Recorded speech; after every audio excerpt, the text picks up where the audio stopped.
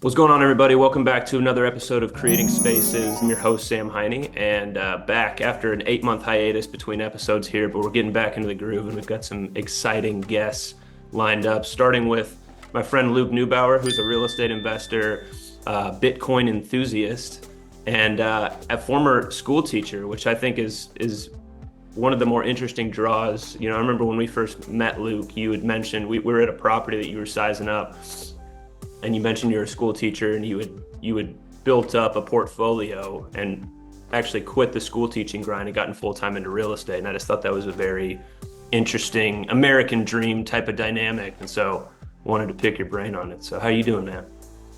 Good, man. Hey, Sam. Thanks for having me on. Always Yeah. makes me feel special and important. Probably more special and important than I really am when somebody asks me to come on one of these. So I appreciate it. Yeah, right. Yeah, it probably sounds more official than it actually is. Having Sam Heine ask you if you want to do an interview, but yeah, Well, appreciate it's it. nice to have the attention, man. I appreciate it. Yeah, no doubt. So let's just start with this. I've mentioned, so I guess it was 2018 or 2019. So the first time I'd met you, I was over at this big house on Hawthorne Hill. I don't know if you remember, but it was raining and I was sizing it up. It was kind of falling in on itself, really bad condition. And, I see Yeah. this blonde guy walking up the driveway. I'm like, oh, this looks like trouble, and it turns out that you knew a couple of buddies that I knew that worked at my office. You were in real estate, and that was my first impression of Luke Neubauer. Didn't What? I come up to the house and go walk through it with you and you Yeah, had the key and I didn't? And I just, yeah, yeah. It was just serendipitous where I walked up and I was about to unlock things, and you were kind of coming up the driveway as well. So we tag teamed it. yeah, yeah. But Thanks yeah. for letting me know that day, man. That Yeah, was yeah. fun. It was a good first intro. But you mentioned then that you had been a school teacher. You jumped out of that, and I don't know how recent that was at the time in 2018 or 2019 that you had jumped into real estate full time, but what was that process like? Like, was there a point that you were aiming for as a teacher to say, okay, once I get this number of rental properties, I'm gonna phase out the teaching and just go full time into this? Yeah, so I guess I have to go back some years. I officially quit my teaching job in 2019, I think. So I actually might have still been technically employed by JCPS when you saw me. In 2017 was when I took child rearing leave, which it allows you to do up to 2 years as a teacher. And it was because my son was like a year and a half old, and I wanted to have that option of, going back to the classroom if things didn't work out. And so I found out that if my child was under 2 years old, I could, be at home with them and take child rearing leave. And I thought that would be a perfect opportunity for me to be around the house more and be with the kids. And then also, try my hand more in a more serious way in the real estate investing world. And, it was interesting. It was fun. It was, but it was a little different than what I thought, So, Yeah. um, it, so that was 2017. It's 2024. So I've been out about 7 years. I was a teacher for 7 years, so I've been out just about as long as I was in at this point. And when I started teaching in 2010, I remember coming home from work and listening to. There's this guy Carlton Sheets who made DVDs. This is back before like YouTube and all that. You've got all the information out there now, and you could listen to DVDs. And so I had or I guess they were CDs. Yeah, they weren't DVDs, they were CDs. Because I was listening to them going in my car on the Cassettes. not the cassettes. It was a little past cassettes, but it's CDs, man. And anyway, so it was interesting, and it made me start thinking about real estate investing. And I was doing math on like he goes through all these different scenarios, and there's tons of ways you can buy houses, but that's kind of what he was talking about. And anyways, I realized that would be really cool to do, but I was thinking how in the world do how do you eat an elephant, so to speak? And it's one bite at a time, man. That's the only way to do it. So Yeah. small steps in the right direction over many years. I think we started buying houses. I got to give credit to my wife here. She wanted us to buy the first several houses that we bought. I think the first 4 houses that we bought, she was pushing for it. She was a real estate agent. It was 2011. Market was a little slow. She was new into real estate. She was trying to get some credibility and some, experience under her belt. So she really wanted to buy them. I was nervous. We were 24, 25. So I was afraid to buy real estate. And I got to give her credit because first house she looked at, I didn't even look at it. She went and looked at it while I was at school teaching. Yeah. She calls me and she's like, I like this house. I think we should put an offer in on it. And I'm like, she's like, we have to do it now. It's going to sell. This is a HUD home. And so it was $29,000. So we put an offer in for $29,000. It was over by Iroquois Park. And it was actually over asking. First rental property there? First rental property, yeah. And yeah, it was, and then from there, you know, we bought 4 more within that year, like calendar year. And wow, that was when we were off to the races. I think once we had 4, I did the math and I was like, okay, if I buy 2 or 3 houses a year, I might be able to quit my job in 6 years. Yeah. And that's what it took. So. Wow. Okay. So you were off to the races there. So you bought 4 in your first year. Were those like kind of fix up, add some value, and then put a tenant in place, or was that more just ready to go? You bought it, could put somebody right in there. Yeah, no, they were fix up for sure. But we looked at a lot, and there's a difference in like fix up, complete gut job, and fix up needs some cosmetic work, looks bad, but maybe smells bad, but it's not that bad. And so we kind of looked for those houses that they weren't too bad, but they might need, you know, some work. And so, yeah, there was multiple nights when my phone died. I was teaching during the day. I'd go work at the house at night. This is before kids, so I had more time.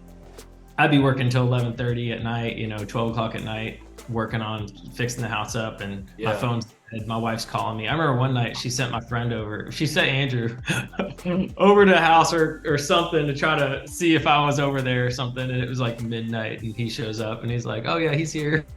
You know, I was really working long days. I think I don't know if that was the right decision or not, but you know, when you're working at a job and working all day and you get off work and go work somewhere else, work at a side hustle, it you know, it feels like maybe if you keep doing that, you might get somewhere with it. And I guess that's where I felt like I had to do it in order to get somewhere. So. Yeah, you were probably feeling invigorated about that if that was kind of the thought in your mind, like you're trying to build up to this point to step away from the teaching, and you know, it was kind of a means to a different type of life there, huh? Yeah, and the teaching was great in a lot of ways. It was hard in a lot of ways, and it was good in a lot of ways. But I think at the end of the day, teaching is a hard profession because, at least for me, it was because it wore me out. In terms of a lot of, you know, students and people need your attention a lot during the day, and then at the end of the day, I felt like I just didn't have. I was kind of touched out. I didn't have that energy that I had for my family when I got home and that sort of thing. And so I kind of felt like long term for me, it really wasn't a right fit. And I think there's a lot of teachers out there that are really good teachers that don't have that same, where they get touched out like that. But I did for some reason. And so that's kind of the main reason that I was like, I don't know, like long term, I don't think this is going to be the right fit for me. So, and then, you know, with the real estate investing, what always drew me to it was it seemed like you could kind of be creative. You could go whichever direction you want with it. You know, when you got rental properties, you kind of have lots of little, you know, houses working for you here and there, and different angles with them, different strategies on different houses, and just a lot of options that you can have. And it does provide a lot of freedom. Now, what sucks is you kind of, unless if you hire people to do your jobs for you, you kind of have to work all the time. So I feel like I'm always working weird hours or, you know, non-ideal moments, but that's part of the blessing and the curse, you know, some positives and negatives with anything in life. So part of the grind. So you bought that first one in 2011, you said? Yeah, so I guess I should back up a little bit here. We, in 2011, early 2011, we got a house under contract for our personal residence to buy. We bought it, we got a really good deal. And so the biggest take-home message, I think, for any new person out there is that you make money in real estate when you buy. So you have to buy good deals if you want this to be sustainable for you, because if you don't buy really good deals, it's harder to continue without using your own money. So you're almost creating value when you can source properties at a really big discount. And that first house we bought, it was a short sale. We bought it for 99,000, and the lady owed the bank 258,000 on it. And so they sold it. The bank sold it to us on a short sale before foreclosure at a steep discount because it needed a lot of work, and they needed to sell it before they had to foreclose on it. And we honestly were shocked that they took 99,000 for it. Yeah. But once we did that, we did the work on the house, fixed it up.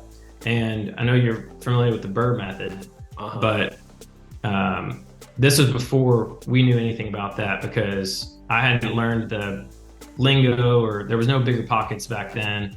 And nobody was talking about, buy, renovate, rent, refinance, repeat. But that's basically what we did in the beginning. And we took a loan out on that house. I think within 6 months of buying that house, we took an equity line out on it for maybe 50,000. I think that's what it was. And then that allowed us to use that 50,000 equity line to buy that first rental house in cash, essentially. And then we basically just did that exact same strategy as much as we could. And some banks would allow you to do like buy it and you could fix it up, and then within 6 months you could refinance it. And then we found a few banks that would do even less than 6 months, where you didn't even have to have it for 6 months and you could refinance it. Okay. So and that's kind of smaller banks would be more likely to allow that to happen, but they also want to see track record and everything else. But so we bought the first rental house then in September of 2011, got it rented out, bought it for 29, fixed it up for about 5, and then took a loan out on it for 42. I remember that. And I couldn't believe that you could borrow. So we got a check at closing for like 5,000 or 6,000. And then we rented it out and it cash flowed. I think it rented for $750 a month. But it was cool to see the process through. And the first couple houses are always going to be the hardest for anybody to buy. And once you get those first few under your belt, it gets a lot easier, and you're not as scared. You know what to look for. You know what you're doing a lot more. So And I think we bought in March. We bought another one, 2012, March of 2012, and then I think it was more like September again. We bought another one, a third one. We actually had partners on the second and third one that we bought. So we 50-50 partnered on the second and third one. And then the fourth one we bought by ourselves in winter. I think it was December of 2012. So within the first year-ish, we had a little bit more than a year. We had 4 rental houses. So you all started pretty savvy, probably savvier than a lot of real estate investors started, tapping into equity on the front end as you're buying it, adding equity as you're fixing it up, partnering with people to access more slivers of equity. It sounds like you all were on a mission there. And we did well. It was really that first house, buying that such a good deal on that first one really springboarded us, I think, because we refinanced that house a couple times to pull more equity out, and a couple times in the first couple years. I haven't touched the equity on that house in a while, probably 5 or 6 years. But yeah, that was a big blessing, was that first purchase that we made, and we got a lot of equity out of it because it was such a good deal. Yeah. So how's the strategy changed since you started to now, or let's say in the last few years? Because you mentioned the Burr method, and you were sort of doing that earlier on. Is that an area of focus that you've really stuck to? Bought it, added value, pulled the money back out, repeat? Yeah, I mean, I think that's always going to be an excellent strategy for investors. The tough part is, what I struggle with it is, you always want to try to do that with some of your best deals. And sometimes when you take all the money out of it, then now it doesn't cash flow as well, and so I guess we kind of came away from that a little bit. We kind of had the bread and butter, less expensive rentals that we started with, and we started moving into more expensive rentals. And we've done one rezone, pretty big project with some acreage, and it's zone commercial now. We're planning on developing it. I guess that's a project that's in Brown County, Indiana. It's got some woods and it's kind of like a Yeah. passion project, if you know what I mean. We're excited about just having the experience of being up there, and we like to go up there and work on it. So I guess our strategy over the years is we've still got a lot of those same rentals. I think maybe the first 4 or 5 houses we bought that we've sold and done like 1031 exchange into some larger things.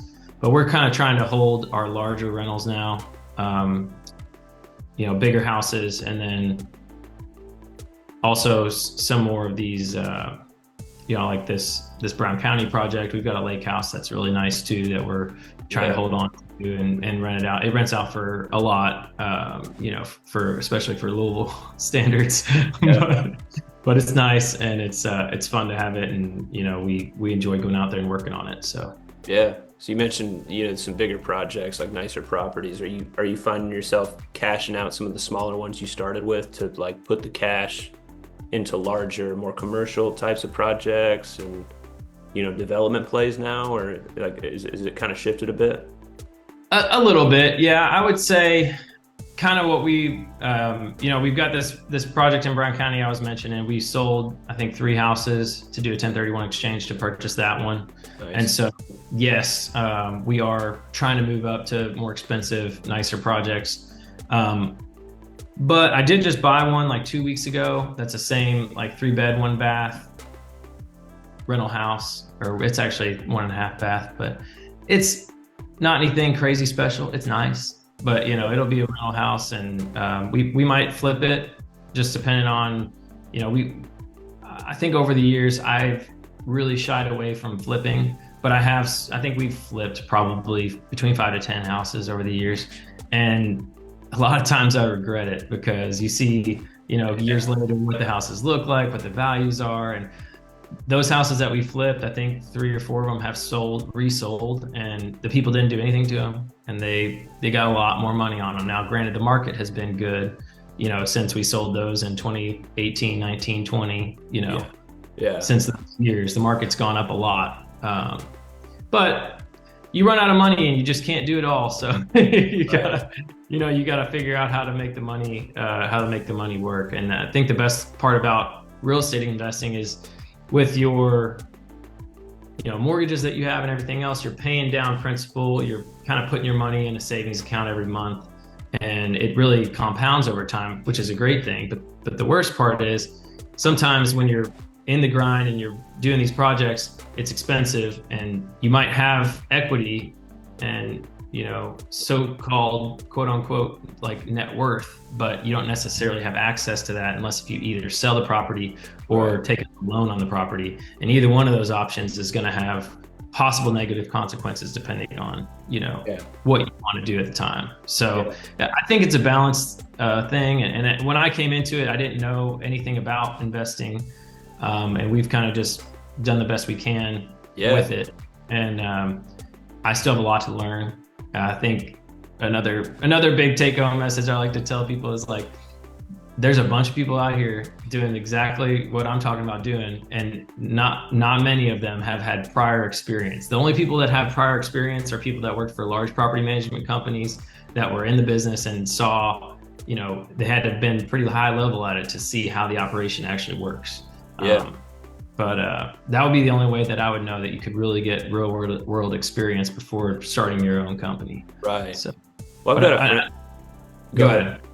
Well, I was just about to say, I've got a friend of mine, Justine, who I interviewed, one of the second to last one of these interviews. She's kind of has a similar story, and kind of like you, she's tackled a lot of the work, at least on the earlier flip. She's trying to outsource more of it now to save time and like take on more projects.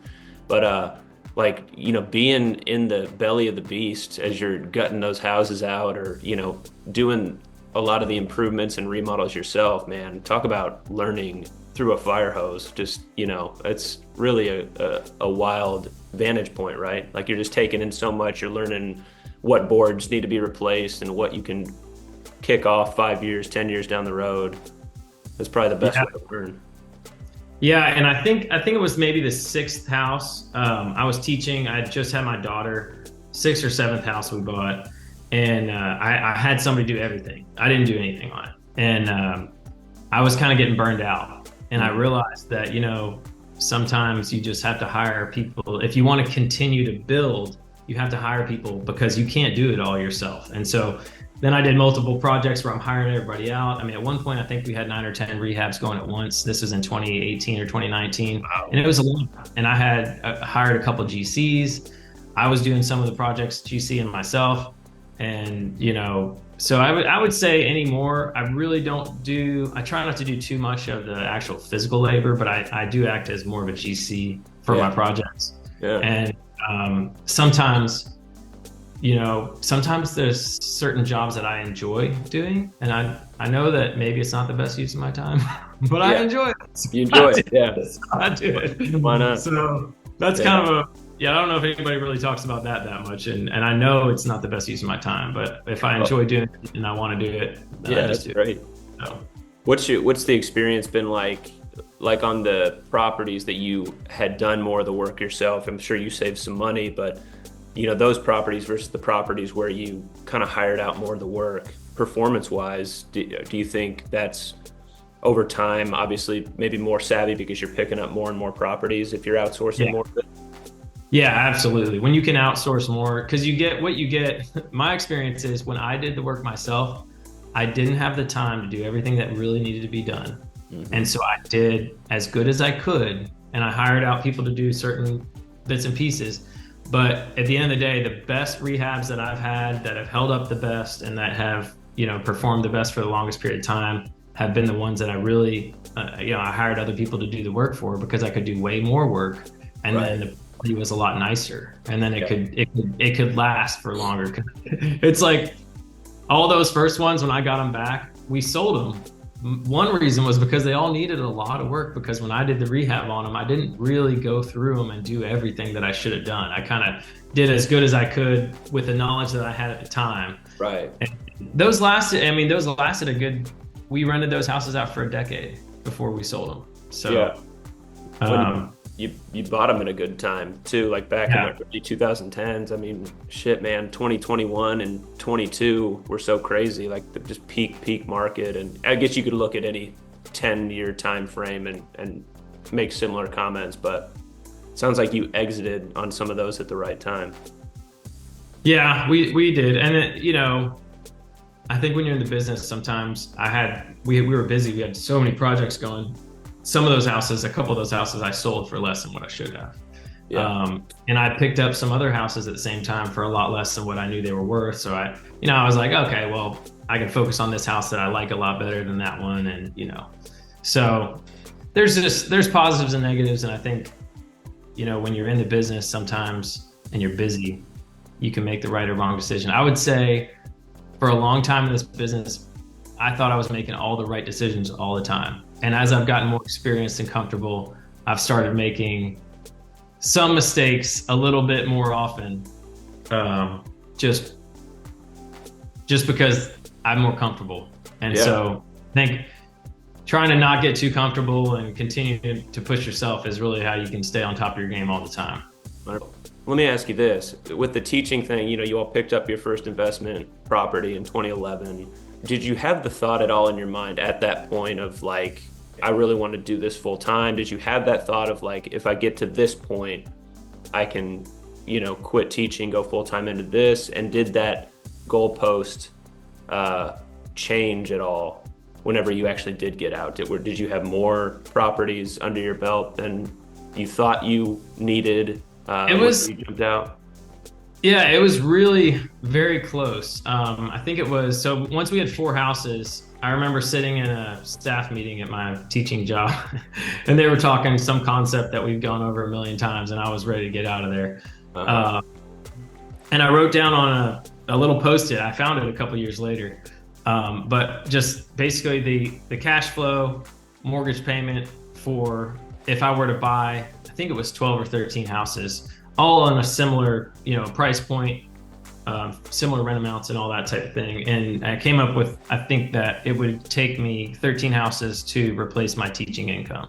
And so that was kind of my thought process was, if I can make cash flow on rental houses about what I make in teaching, then I can quit. And then so that worked out, and that was 2017 is when it happened.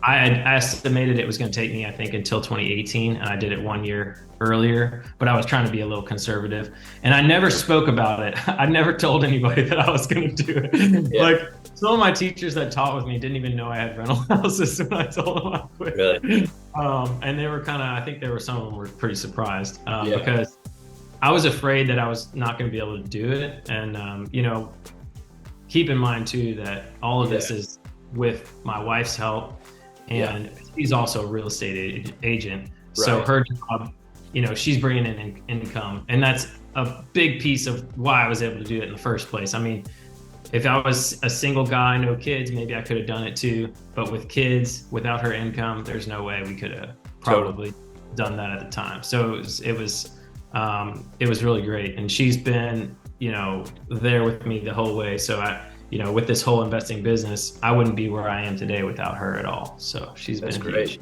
Yeah, and what a value to you that she's in the real estate space, and she kind of made that initial push, and she knew the business and how to size up properties as well. Dream team status right there. It's been fun, man. It's been, it's not been perfect by any means, but it's been a dream for sure. Yeah. So. Well, I want to talk to you just because you're an enthusiastic guy about it, and I've learned a lot from you. You gave me a book on Bitcoin. And since we're on the topic of investing, how are you feeling about Bitcoin right now? It's down a little bit, surged up pretty high a few months back. What's your take on Bitcoin these days and crypto in general? Well, so Bitcoin, when I first heard about it in 2017, I thought it was a complete scam. Didn't like it at all. And really, I think when I finally got into it, I think it was 2021 maybe, or 2020, when I was like, oh, I should actually take this seriously. And I started reading about it, and I started running the software. I started interacting with how everything works on the ecosystem, and I thought it was cool. And then I was like, okay, maybe this could, something could happen here. Then the price skyrockets. Everybody gets way too excited. I got way too excited, It's like you think you're making money, but really it's not really you're making money, because it's all based off of what the value is, and the value is based off of, what the dollar is worth to Bitcoin. And so I kind of have come back from that a lot, which has been good for me. I still like Bitcoin a lot, but I think it's the type of thing that should be treated as a savings for a very long term. So, if somebody comes to me asking me about it nowadays, probably a little different than I was back when I was super excited about it a couple years ago, because I realized that it's a long game, just like real estate investing, just like any other type of investing that is probably going to be a good thing for you someday. It's not going to get rich quick. It's going to be just sit and wait. What I like about Bitcoin is nobody controls it, and you can just put a certain allocation of your savings to it. Hopefully, I wouldn't suggest anybody do a majority of their savings to it, because it's it's still so new, and there's just so much that could happen with it. I don't know. So, but I like it, and I think a little bit today could go a long way in 20 years. Yeah. Kind of how I look at it. I'm not going to like sell all my houses and buy Bitcoin with it and just hold Bitcoin. Yeah. I would never do that, but I think it's a good savings place. And it's a good thing to think like, okay, it might be worth something in 20 years, and you might be happy that you have it. I think there was a period of time, when you saw all these people that got in super early on it and they made tons of money, and you kind of get excited, like, oh, maybe, it's like winning the lottery though, No, yeah, everybody's not gonna win the lottery, but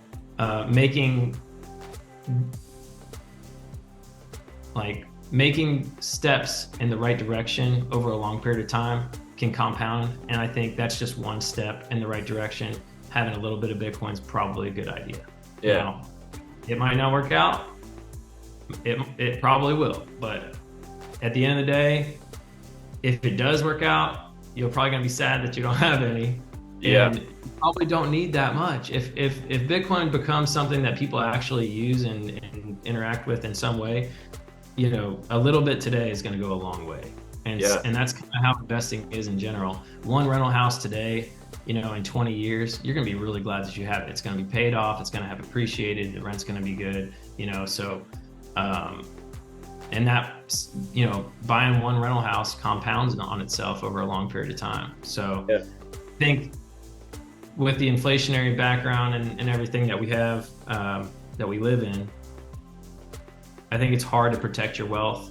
And the one thing about real estate I don't like is how it's taxed so much. I know there's tax breaks and everything, but you get property taxes, you get taxes on your income that you make on it. And it's hard you can't have a piece of property just sit there and not use it for something and make money, because you always have to pay the taxes on it. Yeah. Bitcoin's different. You can literally just have the money sit there, and then you might not make money on it, but hopefully it'll hold its value. So that's kind of the main thing, is it'll hold its value. And I think it's possible it might go up, but who knows? So, I wish I could go back to 2011 and buy 10 grand worth of Bitcoin. That's what I know. That's talk about a gold rush right there. The folks that were in it early, but hindsight's always 2020, right? It is. And I really think in 20 years, you're going to have a lot of people saying, I wish I could have gone back to, even 2020 and bought some, Yeah. So I think it's a long game though. 2050s, it'll be interesting to see what Bitcoin's doing. Well, that was the second piece of that question that I had. 20 years, like, where do you see it at? It sounds like you've done some research into it over the years, and maybe you're a little bit cooled off from where you were a couple years ago. But I mean, in 20 years, where do you think a Bitcoin would be? Do you see that replacing, a US dollar or currency in general, or do you just see countries and having their own cryptos and kind of keeping things the same in that way? Yeah, I can't imagine where it would replace currencies. It's hard for me to imagine that. I know there was a point in time when I thought maybe that would happen, but just thinking about it critically, I just don't think that's realistic. I think probably what will happen is it'll be a reserve for banks or for some type of something that will be sought after by people. I think it'll just be a store of value. So it'll be a different thing than a currency, but it'll be a savings for people to hold and for a long period of time. So that's kind of what I see it as. And I think it's going to be, I think it is going to be a big thing for the world. I think it's going to be a good thing for the world. And I think people will be able to just know that they can store some of their wealth there and it'll be safe. And so that's kind of, but there's a lot of things that could happen, and my idea of Bitcoin could be completely wrong. So I'm not telling anybody they should go out there and spend a bunch of money on it. Yeah. Well, I had to ask because I think it's interesting, and I didn't go crazy with it, but I've got a little bit of Bitcoin and Ethereum, and I'm just kind of holding it and letting it run because it's so volatile. It'll go up, and you ask yourself, do I cash out now? And I've just kind of held on to it. So I'm taking the chance that it's gonna boom hard in the next 10 years and just see what happens with it. Yeah. I think if you with the other cryptos, I think if you're into the space and you do a lot of research and you can stay up to date on it and whatever, like maybe one of those is going to work out. It's kind of a little bit more like gambling to me, but yeah, you could definitely make a lot of money quickly in some, but you have to choose when is the right time to buy, when is the right time to exit. And that's why personally for me, I'm not going to spend that much time researching all that stuff. And I'm just looking for a safe place to put some money that's going to be there in 20 years or 30 years. And so that's why for me, it's like at this point, I've done stuff with all the other cryptos. Not all of them, but I bought and sold other cryptos, but I've kind of learned that I'm comfortable with Bitcoin. I like Bitcoin, and that's the only one that I feel like is worth my time to so definitely seems more stable than the other little altcoins. But there's a lot of people that disagree, so that's my take.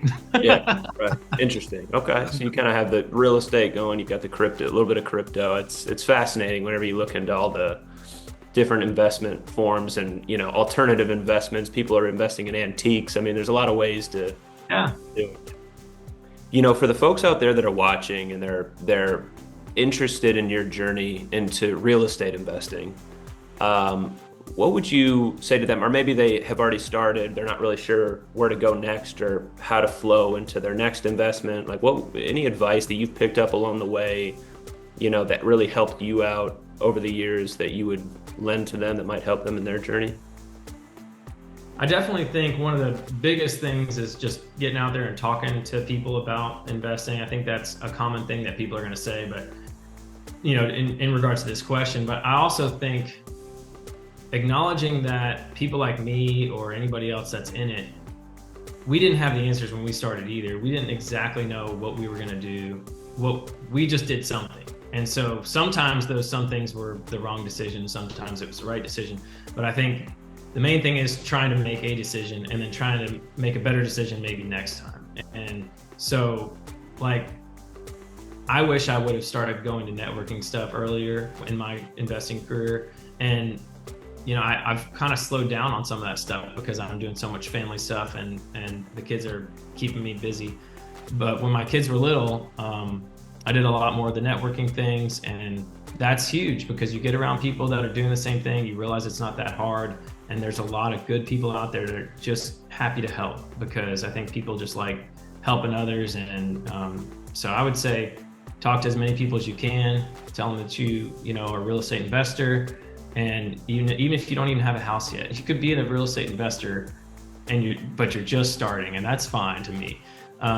Listen to podcasts, talk to people, and realize that nobody has the answers when they start either. So just make steps in the right direction and realize that it's a long game and it's a long life. You got a lot of time to figure it out, but you're never going to figure it out if you don't start doing something. Yeah. So yeah, starting this way, you might make some mistakes. You learn from that. You go over here. It's kind of a progressionary type thing. Yeah. I like the BRRRR strategy or really any type of long-term rental as a good way to start, because it's easy.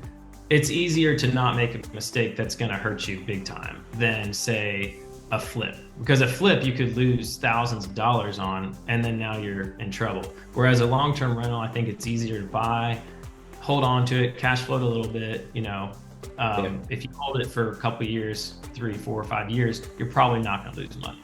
Right. So, you might be underwater whenever you put a tenant in place even, but then 5 years down the road grows, Yeah, I like that. It's just an easier, long-term rentals are an easy way, I think, for people to get some exposure to investing without getting hurt off the bat.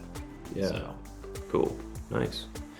Well, man, I won't take too much more of your time here. I appreciate you coming on. I just, like I said, whenever we first met, I thought it was a fascinating story, teaching, jumping into real estate investing, and it just seems like you all are ripping and roaring with it now. So it's pretty cool to watch. Well, thanks, Sam. I appreciate having me on, man. It's always feels good to feel important. So thank you. Sure. Yeah. And I hope everybody enjoyed, and I'll see y'all next time.